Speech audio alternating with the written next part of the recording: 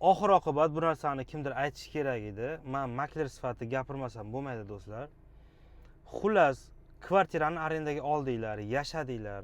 Chiqib ketayotganda ichidagi narsalarni o'g'irlab ketishni bas qilinglar do'stlar.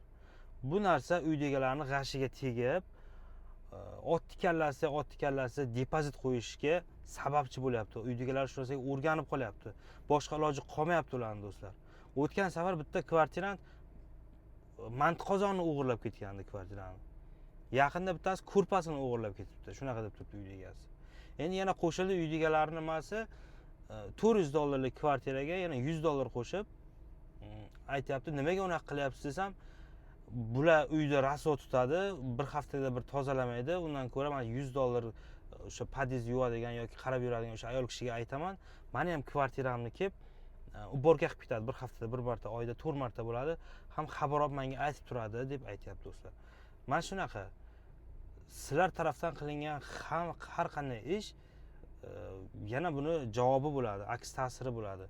Shu uyga yashadinglar, chiqib ketmoqchisizlar, uyda egasini chaqirib, rahmat, biz shu yerga turdik, baraka topdik, siz rozi bo'ling.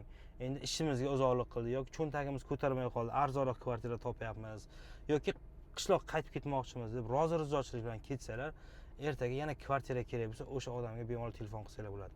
Yoki bu narsa vaziyatni yumshatib turadi, vaziyatni og'irlashtirmaydi. Nimanidir o'g'irlab ketib yoki boshqa narsalar qilib shunaqa. Yana uyda egalari keyin insofsizga chiqarasizlar.